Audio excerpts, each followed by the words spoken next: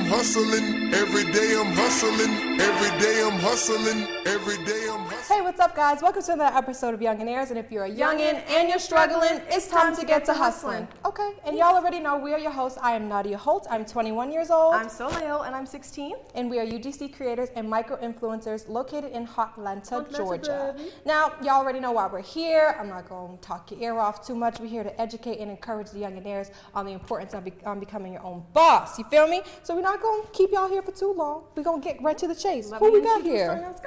Our guest today is a 21-year-old Youngnaire. Yes, ma'am. 21. That young. He is a banging brand manager, extensive knowledge in the marketing industry. He's making some real moves out there, y'all. So give it up for Mr. Tre Tillman. Okay, got him on camera. He said he hasn't been on camera for a really long time, so we got him out. We got him out the shell today. Out of the shadows into the light. Thank you for being here. Thank you for having me. Of course. Let's get right into it.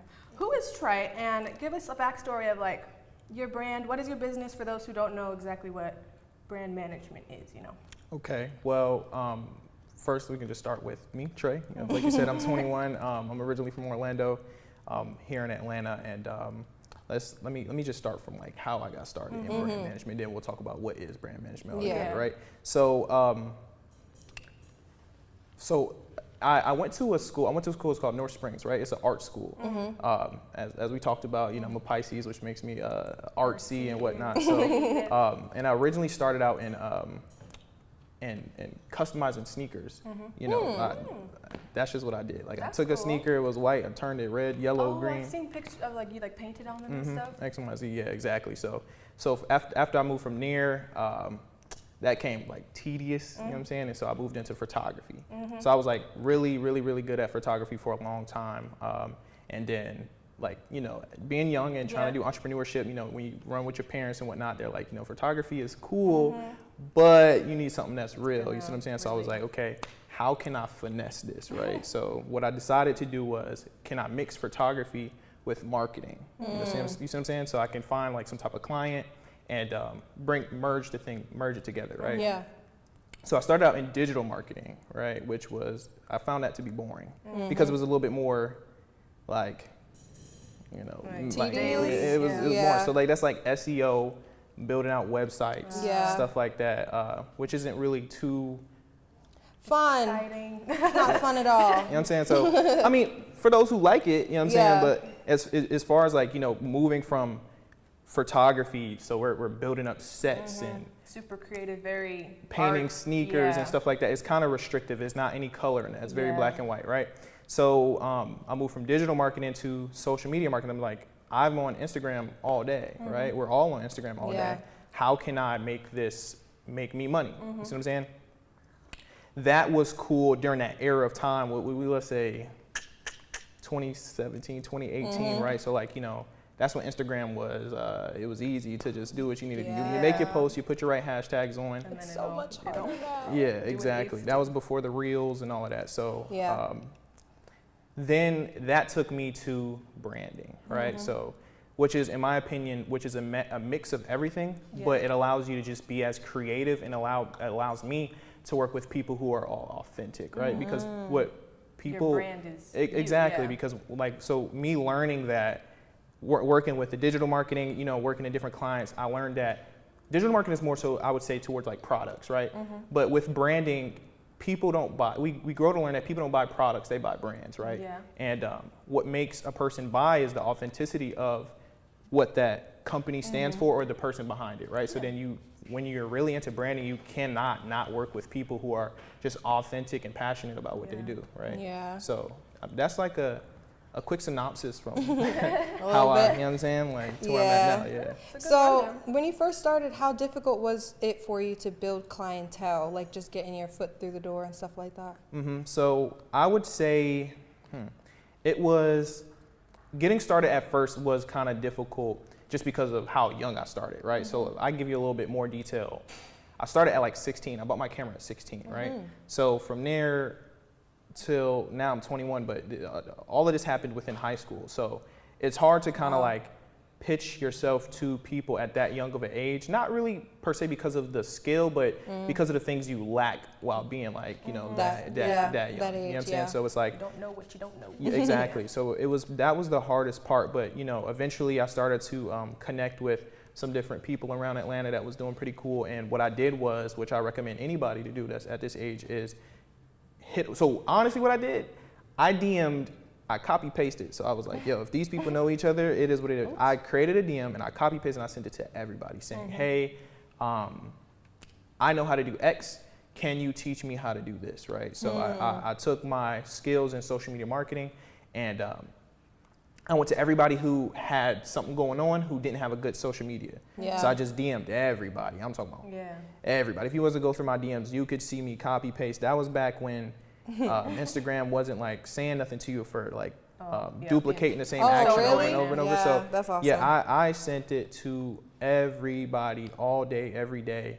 I was reaching out to people who were already doing what I wanted to do and people who just needed the service, right? Yeah. So looking in that moment, it was hard, but looking back at it now, it wasn't really that hard. It just took consistency just to say, I don't have anything else to do. I'm in high school, you know what I'm saying? Might as well be focusing on this right now. I'm already on Instagram, just shoot a DM, shoot a DM. And Right. so the hardest part is not necessarily getting the client, it's having the confidence to try to like, you know, approach the person to get the client, Yeah, So, going up to new people is it's very scary, especially when you're young.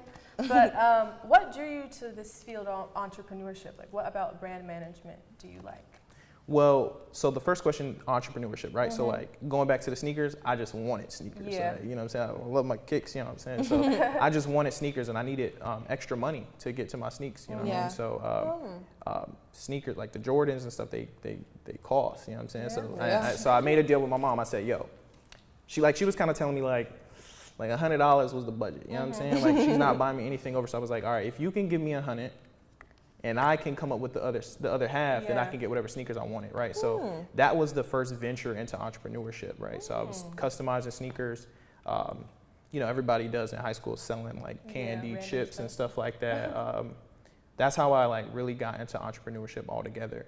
And you know, the story I just said in terms of moving from social media, digital marketing, and just wanting to find some type of way to do marketing, but still remain creative is what got me into brand management, Yeah, I love that. And can you describe a time where, because I don't want people watching the podcast thinking that everything is rainbows and cookies over here. Let us know sometime where you like completely messed up in your business and like it was just like, dang, that's embarrassing. And then you had to fix it. What happened?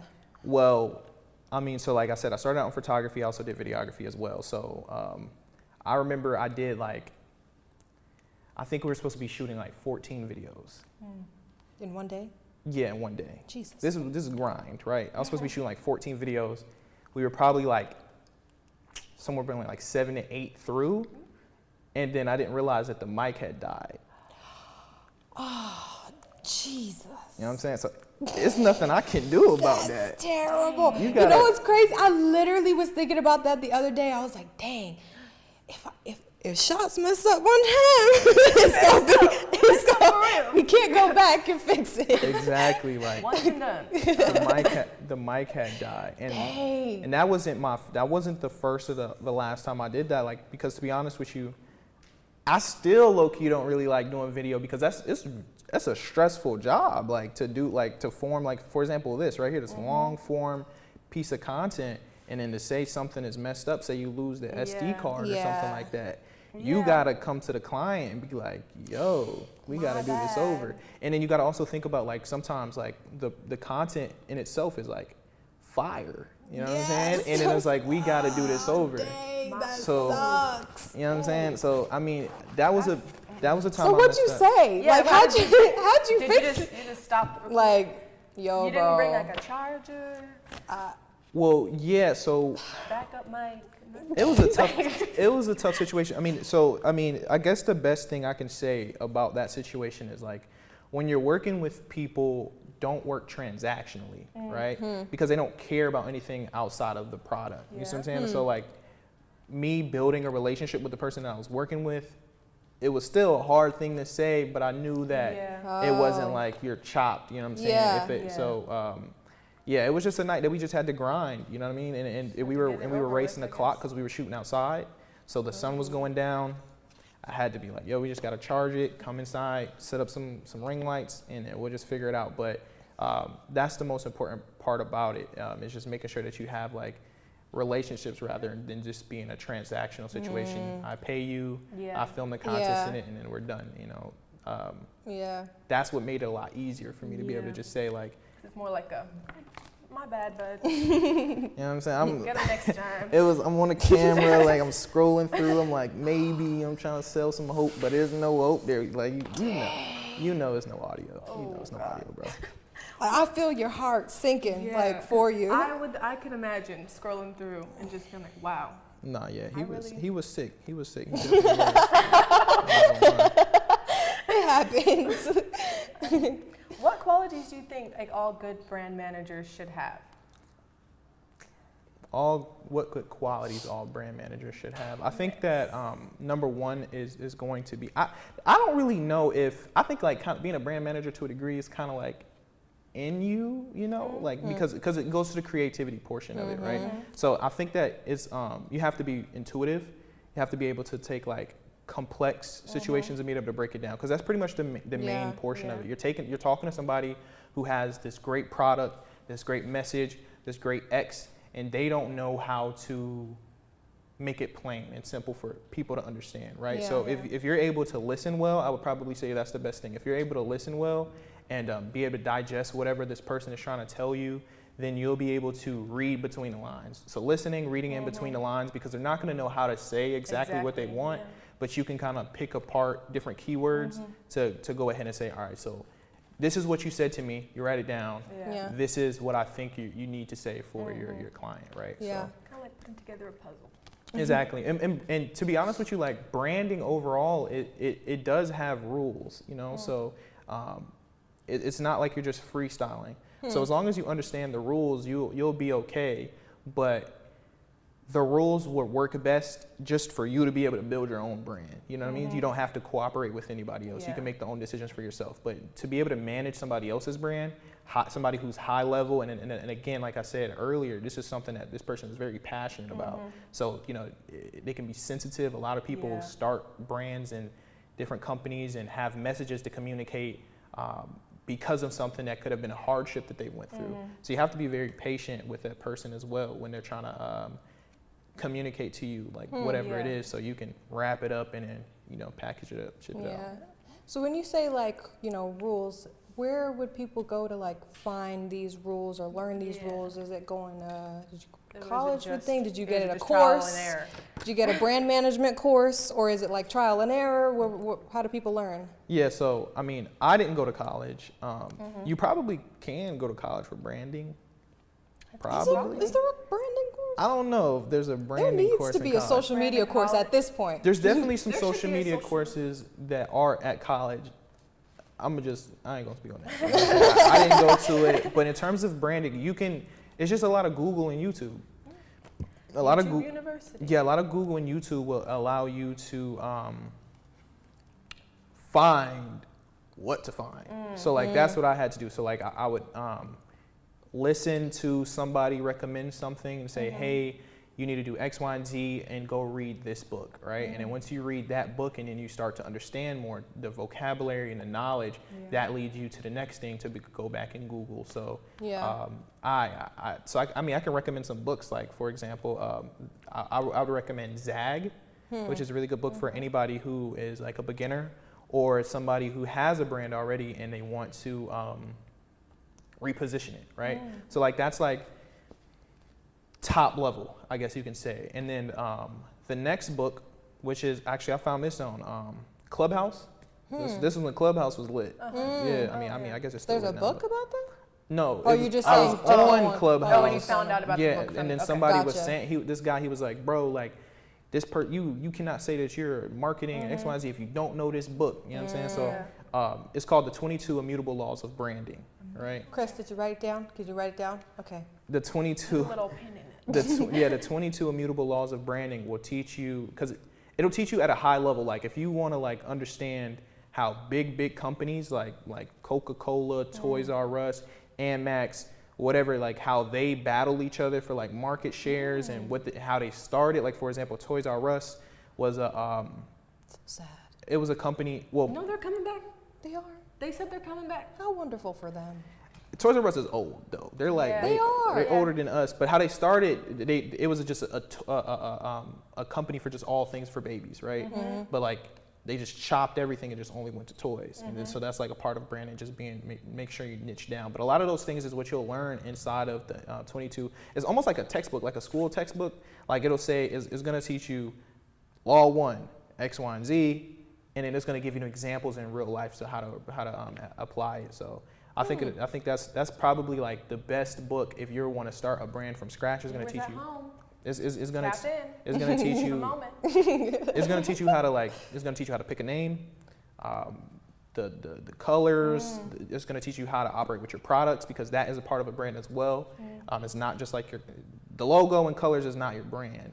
So those are that's your brand identity, but that's not your brand. So how you communicate with your manufacturers or the people within your company, it's going to talk about a lot of those things. So I need that ASAP. Yeah. ZAG and the 22 immutable laws of branding. Yeah. They have a 22 immutable laws of marketing as well if you want to learn marketing. Okay. Yeah. Double whammy. Okay. Well, let's talk parents. What is your relationship with your parents? Are they supportive of your entrepreneurial? Yeah, so my family is they're as supportive as they can be, right? So I'll say it like that. I'll say they are very supportive to what they know. So I'm like the first entrepreneur within my family, right? Okay. So like that can kind of help you understand like trying to make decisions. There's a lot of limiting beliefs there, maybe generational curses, but they always want what's best. It's just that you can't really give any advice on something you don't know, right? So for example, my family would never tell me not to do anything. But they couldn't really give me the best advice on decisions to make them. Right. So motivation to go to do anything else. Exactly. Because So, they don't really know. but it was a lot of like, you should probably you need to go get a job. You need to do X, Y, and Z. And it was like, I just had to break out the mold. I had to break out the mold, but I had to just like sit through it, because like I said, I started when I was 16. So it was like from 16 to I moved out last year. I had to just like thug it. And the time from the startup phase where you don't have anything going on to where you're starting to figure it out. So definitely like my mom, like I used her Best Buy card many times to like buy MacBooks and stuff like that. So she's definitely helped me. I paid it back when I could. It's probably some stuff I probably still owe her for. My iMac. Yeah, cause like my. We'll edit that part out. She will never know. She won't remember. Yeah. So like I said, when I was 16, that's when I got my camera, I got a Nikon, and I got a MacBook Air. And the MacBook Air was like $700 or something like that. I got an open box on Best Buy card. And that's how I got my first job at Chick-fil-A, right, to pay it back. So she's been very supportive in that, in terms of like, she doesn't know how to really tell me to take that jump, because there's a lot of blind. You got to use your faith. You got to have faith, to be able to move in entrepreneurship. But as far as like, I need this to get to here, my family definitely do the best to, be able to give me what I need. That's awesome. In that aspect. But for somebody who doesn't have anybody who's on their team, like nobody, who's literally just shoving 9 to 5 down the throat, what would you say to them to give them some type of? I mean, that was a lot of my friends, like, and because like we all are kind of like moving in the same direction, but that's why I was like, when it comes to entrepreneurship is not really the hard thing. It's the things outside of it that makes it hard. So for a person who is struggling, doesn't necessarily have that support, I mean, getting a job isn't bad. You really need that, honestly, to be able to support yourself and not take away from what you make within your actual business, right? So what I would say is, do get that job, right? I mean, to the best ability that you can, because I remember getting a job. I mean, I worked at Chick-fil-A, but I only worked like 3-4 days, right? And I made sure like certain days. Wait a minute. 4 days. They let you work that short of a time? It was 3 days. You get paid when you only work 4 days? Yeah. So like for example, working 3-4 days, I made like my tax return, I think like I made like $6,000 from Chick-fil-A in a year, right? But it was like I made enough to pay for whatever I needed to pay for, but I had the free time to be able to, like, if one of my mentors said, yo, we're going to this event, we're going to this conference, you know, and then sometimes I was like, you know, like, for example, in photography, videography, you can make in an hour, you know what I'm saying, what you would make in that whole day. So I was like, some days I was like, yo, I gotta call out, you know what I'm saying? But it definitely, you know, it works in both ways, right? It keeps you stable to a degree. It keeps your parents kind of off your top, low key, you know what I'm saying, a little bit. And then you just got to know how to finesse it. Like that's what I went by when I was a J. I was like, I'm a finesse master. You know what I'm saying? Like, I worked like 3 days. I probably worked like 2 days during the week, and then I worked on Saturday. But I made sure I worked like 7 to 3. So like if I can get off to do whatever I needed to do. So. Yeah, I mean, the best thing just don't give up on the dream. Yeah. That's the number one thing. No matter what anybody tells you, just don't give up on it. I had teachers, I had this thing called work-based learning, which is kind of how I met my mentors. But my work-based learning person was like, yo, you can't do what you're trying to do. So it was like, all right, whatever. Right. But like, regardless of the situation, just don't give up. You know what I'm saying? There's only a small period of time. You know, and the average millionaire is 57 years old. We are really, really, really young, you know what I'm saying, to be where we are. So as long as you can like kind of have the patience to be able to like try to finesse the situation as much as you can, and know that there will be a time where you can leave and do whatever you need to do, that's what I would recommend. It's just, and then it's kind of like I hated high school, right? So like, but what I learned, what I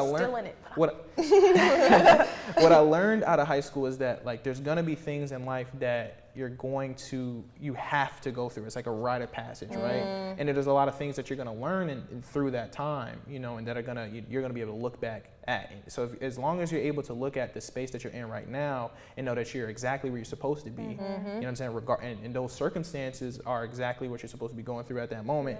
Which is harder. It's harder to said than done. It's easier said than done, but it usually takes a little bit off the top as long as you understand that, yo, there are people who are doing it. You know what I'm saying? Like us, for example, everybody else has been on this show.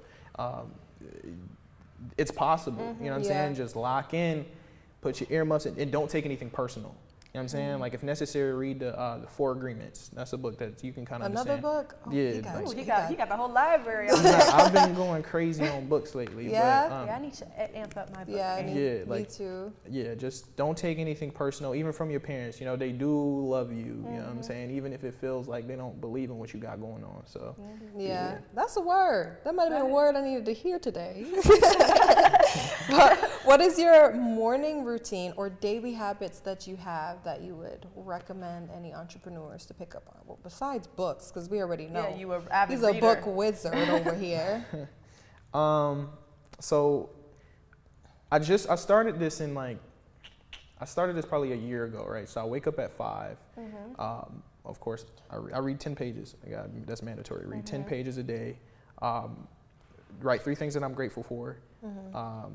Pray, meditate, and then after that, it depends upon like whatever I got going on for the day. So if it's like, if I have a busy day, or if I have a lot of things that I like on my head that I want to go ahead and get working on, and I'll go ahead and start working early, because like if you start, what you don't realize is like if you just try it, you know what I'm saying? I know like right now it might sound crazy waking up at 5 a.m. But when you try, there's another book, the 5 a.m. Club. You can read it as well. I'm gonna drop them all in here, y'all. They're gonna drop them all. When you wake up at 5 a.m., right? There's nothing. Yeah. It's quiet. Very quiet. It's still. You have no responsibilities. Nobody can say nothing to you.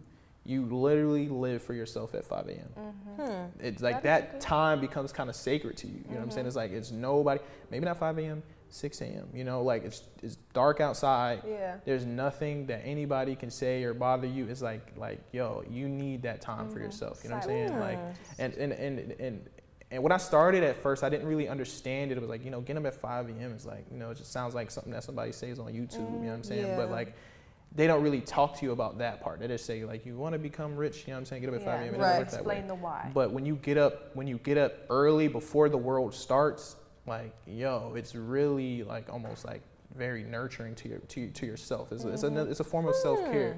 You know what I mean? Because like once the day starts, you have responsibilities and things to do. You got responsibilities, you got people's opinions, it's just so much like bandwidth that is taken away from you just from, even if you're not doing anything, if you're up when the day is going, it's just being on Instagram, like YouTube, whatever it is, like those things have like, I forgot the word for it, but they have impressions on your mind, you know, whether you know it or not. But when you get up before anything starts, it's clear, right? Yeah. And then the benefit of working that early, if you do want to start working, you get finished before everything, right? Yeah. Let's say you take a nap. Exactly. Like, recharge. Let's say you work from like 6 to 12, right? It's 12 p.m. There's mad more hours left in the day to do. And you could do whatever you want. You can do whatever you want. You know what I'm saying?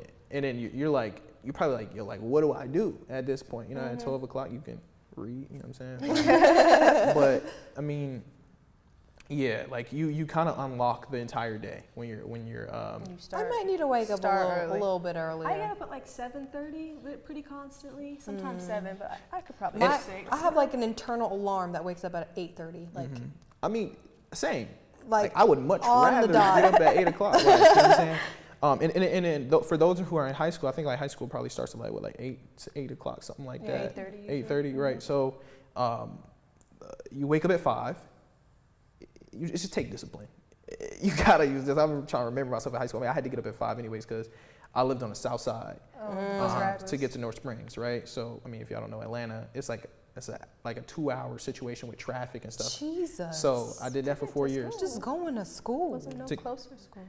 It definitely was closer school. That'll make you want to drop out. It definitely was closer school. That'll make you want to drop out. You couldn't do online or anything? That's what I'm doing right now. I'm in online, so I don't have to physically go in anyway. Nah, that's fire. Nah, they didn't have that. Oh, they didn't have that. that. On that one. Yeah. Nah, yeah. The schools was not really what I was trying to get into in that area. I mean, in my middle school, it was called Renaissance. My teacher like pushed me towards going to these schools anyways, right? So I didn't really know what the opportunities was. So I'm really grateful of my middle school teacher. I think her name was Kenyatta. Okay, shout out with the shout out. Yeah, she pushed me forward to do that. But what I was trying to say was, you know, if you have the discipline to do it, get up at 5, and then that's when you can do all your studying and all your work for whatever your business is, right? Before you get to school, because after you got homework. Right. Yeah. And then you know, you probably whatever you want to do, play your video games, talk chat, to your friends, whatever it is. You probably got, you know, if you got sports, you know, right. You got to go to work if you have to do that as well. So if you get up at 5 a.m., you'll be able to accomplish, you know, whatever you want. A lot of times people say they don't have time, but they do. You just don't get up. It's just, do you choose to have the time? That's a word. It's a choice. That's a choice. That's a word. Speaking of schools, what is something that isn't currently taught in schools that you think should be taught in schools? Let me see. Like, what's a class that you wish that subject they would have taught you? Because I don't pertaining to entrepreneurship in general. I feel like they should teach us how to do our taxes, because I don't know what that is. I mean, so like for example, I had like an economics class, but like I didn't care about it in high school. So like, I'm not gonna. They had to be a class that makes students care about what they're learning. Because if you're just, I could be in the class all through economics. I could be in the class, get a straight A, and not know a single thing about it. Yeah, so like it's not for me. I don't know, because I'm trying to like think about like we're talking from hindsight. Yeah. You know what I'm saying? While I'm in school, I definitely was. I wouldn't say anything like anything like taxes or anything like that, because like that's kind of like, it's still something you gotta do in the future. Yeah. You know, so because you gotta make enough money to, first you gotta have an LLC and stuff like that. Like, so like 9 times out of 10, majority of people, they probably don't have their LLCs yet. You know what I'm saying? You gotta make enough money to, you know what I'm saying? So there's a process before you get there. And a lot of that stuff I've learned through a good mentor. So I wouldn't necessarily say that's something that I would put in there. I think the majority of it is just gonna be probably like networking and positioning. Like if there was like some type of class for that, like like the number one thing that I didn't like about high school was that like when you get to senior year, it's all about either go to college or go to military, go to the military. Yeah. Those are your only two options. Yeah. But it's like, what about like the trades? Like there's a lot of trades, you know, that you can do. Only trades I know is like, I don't think I know any trades. I know like, I think you can do like electrician or something like that. I think that might be like a trade. But like if there was some type of mechanics too, I'm pretty sure. If there was some type of class to just give people opportunities to understand the other options that they can do, that would be, you know, really cool. Or just show people how to create income for themselves outside of like a job. You know, school is really set up for you to work for somebody. Yeah. So it's kind of like asking like, how should we put something in something to not make you do what it was designed for you to do. You know what I'm saying? But like if there was some type of way to like show people like, hey, like, yo, if you were to work X, Y, and Z, whatever your goal is, and save up this amount of bread, you could start your investment on whatever it is that you wanted to get started in. You know what I'm saying? Yeah, that would be dope. That would help people, you know, 21 to, you know, whenever you graduate at like 18, 19. Yeah. So let's say you were to have had some type of class to create some type of plan for you to have a something. Yeah. You know as soon as you get out of high school, now you're just working on that the entire time. Exactly. For those, because for those who don't want to go to college and be like, maybe school's not really for me, they kind of just be in a position where they feel left out, or like, I'm not trying to sell my soul to the military either. But so like, what do I do? That would be really dope. Yeah. That would be a really good idea. Because the hardest part about it is like, you know, like me, I was blessed to kind of know what I wanted to do early. A lot of our friends don't really know. You know, they go to college just because that's just the path, and you figure it out when you're there. Yeah. But like I said, the average, random. you know what I'm saying?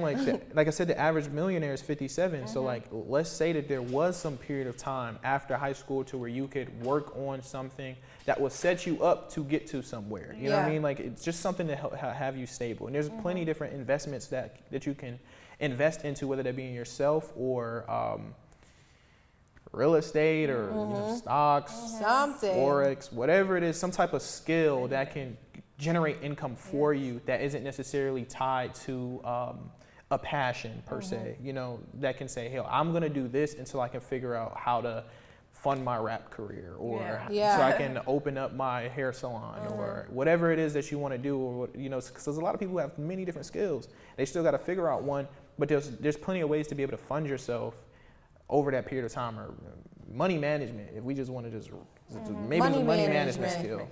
For real, that would be a good class. Yeah, money management skill, like money management. I do think that kids would care about that, because you know, I care about it. I care a lot about it.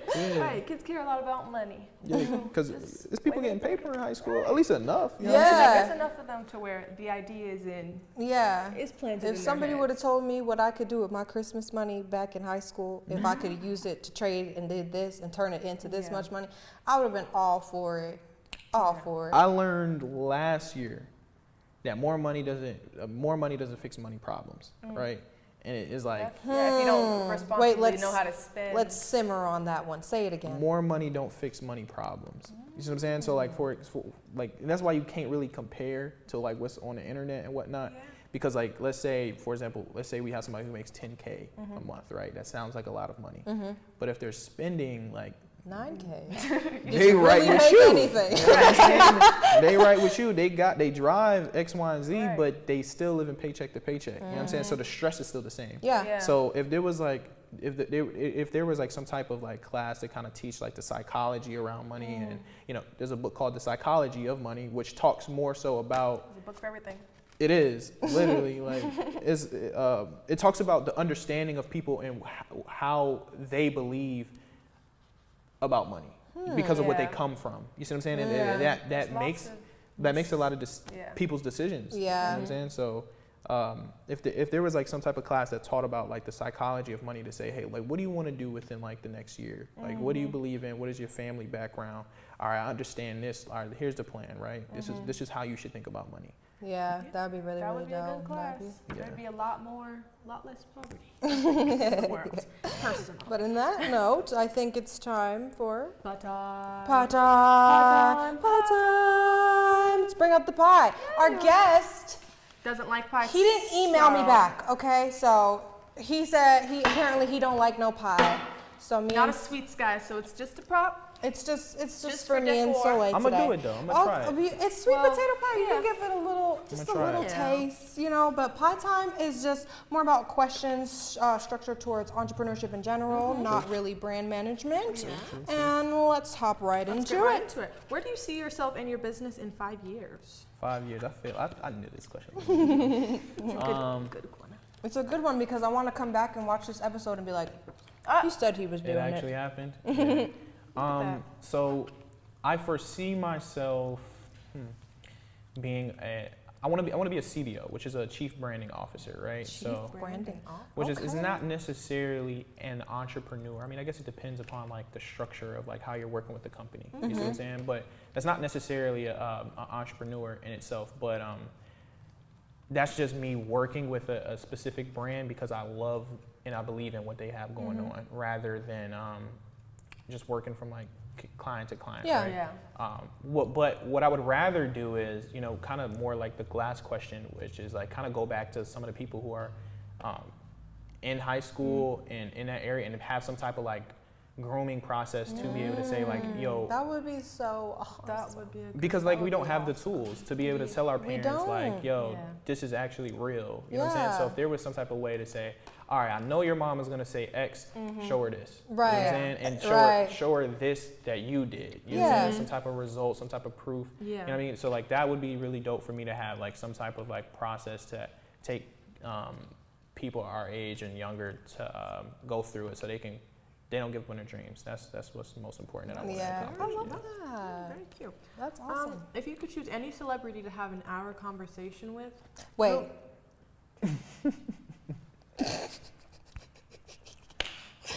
Do you hate it? I don't. I'm gonna go again. I mean, you made a face the You moment did. it You touched made your a. I'm You gonna go made again. You're gonna go again? I'm gonna go again. All right, try it You again. don't need to. There's nobody forcing you. It's not There's bad, no gun though. held to his head. Anybody? I don't know. It's not bad. It's like. you What know I'm about saying? pie don't you like? I just don't understand it. What is there to What is there to understand? understand? There's crust, It's a sweet There's usually pastry, filling. and it's delicious. and then It's, maybe it's actually good. Okay. I'm not gonna lie. Well, he likes Youngnaires pie. Okay. I'm just- Period. not to understand. What are you The confused texture about? is kind of like, you know what I'm saying? Like, No, I don't. I don't know what you're you saying. know what I'm saying? The texture is like it's. You know what I'm saying? It's pie. It's very pie. You keep saying the same thing. I don't know what you're saying. I don't know what I'm saying. I'm glad you like it though. I'm just Yeah, happy it's you like straight. it. It's straight. Yeah. So if you could choose any celebrity to have an hour conversation with, who would it be and why? Celebrity. Yeah. Alive or dead? Yeah, alive or dead. Neither one. It doesn't matter. A celebrity. Like for example, ours would probably be Ricky Ross. Mr. Rose, I need him in my chair. I need him But right it's a there. Little convo, little chat. Just a little chat. Let's see. It would probably have to be somebody with some type of business sense, of course. Rick Ross is a great one. You know, he's not too far. He's down the street. I don't want to say like everybody would say like Jay-Z. I knew. you know. I was waiting for I you don't to want say to it. be. I'm not that I was guy. waiting for you to say it. I can't be that guy. That's why I was like, Nah. hopefully he'll come out and Won't use. say something. Yeah, he won't say. I Jay-Z. like Chance the Rapper. I like Chance too. You know what I'm saying? This is sweet. I like how he what? You got a thing for Chance? She don't know. She don't be knowing anybody. Like she be like, Chance is sweet. Like she has no clue. You just capped? Yes, she I believed it too. That's crazy. She be getting away with it all the time. I be looking at her like, girl, you know damn well you don't know who the hell that is. Not a single song. I know who Chance the Rapper is, but I mean, I just don't listen to his songs. That's fine. I just like how he brands himself, right? I do too. I do too. You know what I mean, he's very consistent, and he's very consistent. He's been very consistent as well. So That would be a fun conversation. yeah, I would just like to know, like, He seems like, well, from the commercials I've seen him in, which is my main source of chance media, he seems like he'd be a nice person to talk to. Go on, Soleil. Okay. How did COVID affect your business model, or did it at all? I mean, what did you learn during COVID? I got COVID. You got COVID? I didn't get it at all. I lost like 10 pounds. Really? Oh, wow. That giant- I didn't get it. How long were you sick for? I mean, like the 2 weeks situation. So standard. Yeah, the standard. I was going through it though. You I lost mean- your taste and everything? Did I? No, I don't think I did. I think Oh, you're one of the lucky ones. I was just I had a lot of like sleep sweats. So it was like that's like you can't go to sleep without sweating. So I just like I had to like say bump it. I had just like mad towels in the bed. That sucks. I hate when because I'm a person, I have to have covers to sleep, but then I'm hot.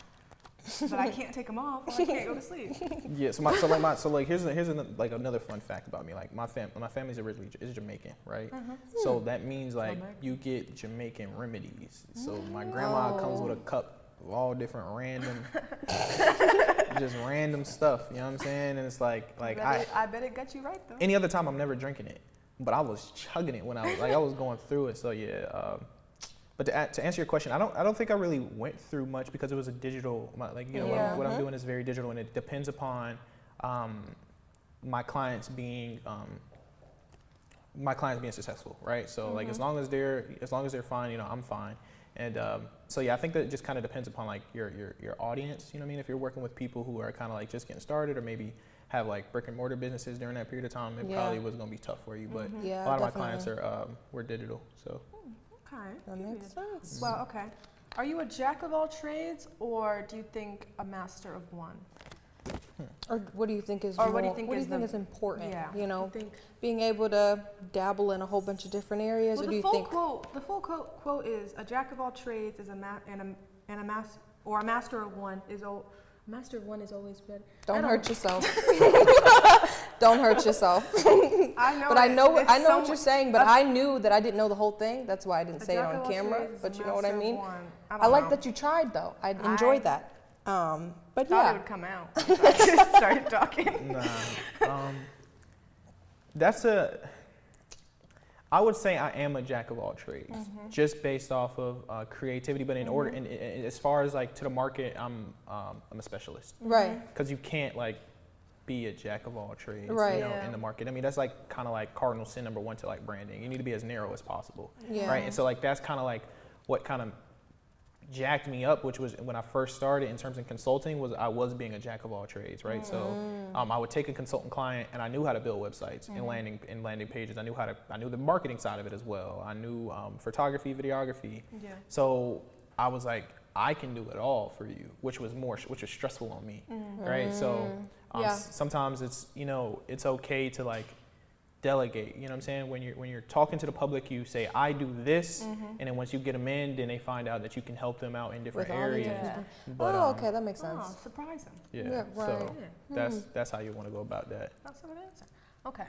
If you could commit one crime that you would never get caught, never. There's no chance for you to get caught. What would it be? Ever.